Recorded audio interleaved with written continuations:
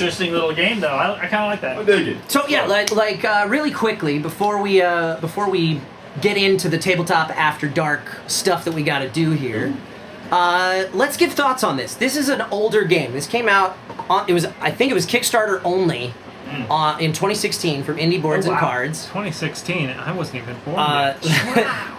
So it's the same publisher that does Coup and The Resistance. Oh, cool.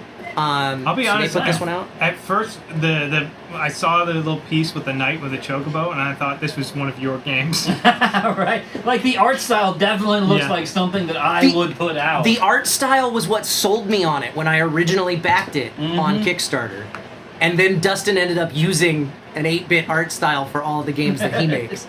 I kind of want it to be just 2 rounds longer. Yeah. Yeah. I can see that. With 4 players, it feels really tight. Yeah. Yeah. With only getting to take 1 action every turn. Yeah, there's a lot of your strategy, like, you have to really lock into something. Like, buying this battering ram, I didn't know. I was like, I might as well get a card, and I was like, why did I waste all that money on this card? Right. I know that with Definitely. Rapid Assembly, I never really had a chance to properly use. Yeah. And Stables, I ain't gonna lie, could have been great with a little more That time. was the one I wanted the most. Yeah. And then as soon as I was like, I'm not gonna pay more than 4 for it. That's just too much. Yeah. Like, there's a diminishing returns at that point. Yeah. With mine, I wanted, my plan was to build a catapult here, but then I was like, oh shit, I only got 2 to start with, so I went out there and I was like, I'm gonna fucking do it, and just start just demolishing people, but that didn't work out. Yeah. Yeah. It is a smaller map with less people, because this is a up to 4-player game, 2 to 4-player game. But if we clear all these off, this is a double-sided board, and you fold it in half. That's a 2-player map. Okay. Nice. So there's a Or different... on this half, that's a 3-player map. So it's a different map for each player count. Gets points for that ingenuity. Interesting. Yeah, really making use of Nice. the limited components. But like that. very small, much smaller map for both of those player counts. That'd be pretty fun. This game would be Bidding. intensive hell. This is 2 people. I have played it with Yeah. 2. I've played it with 3. This might actually be the first time I've played it with 4.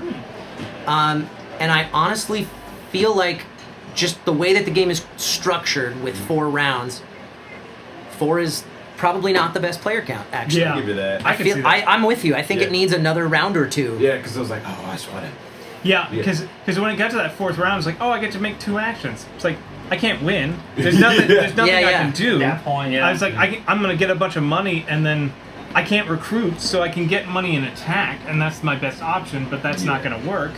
Right. I feel Right. like, or maybe instead of more rounds, maybe with 4 players, you start up with 2 cards earlier. Maybe you start in summer, or in autumn. I feel like rather than 2 cards per turn in earlier rounds, I would rather go around the table multiple times. Oh yeah, that would be more fun. But that's basically just adding rounds. Right. Yeah. Yeah, but if it Because I would want to take income as well. When you said- I feel like it needs another round. when or you 2. said we got to do 2 cards, I thought that was what it was going to be. We were going to reveal, I was going to go taxes attack is attack. Yeah, recruit, attack. yeah. That would be Yeah. interesting if it was.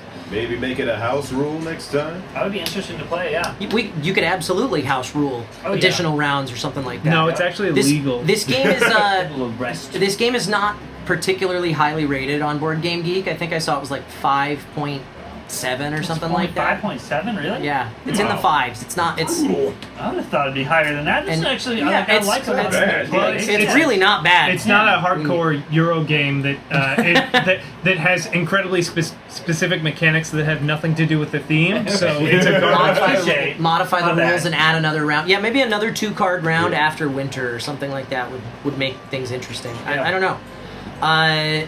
This number of rounds I do think feels right with less players. Yeah. But with 4, it just feels you're just a little stretched. Not every game needs to be 4 players. The thing is, a lot of games try real hard to be playable with a broad player count, but all of them have a sweet spot somewhere. Yeah.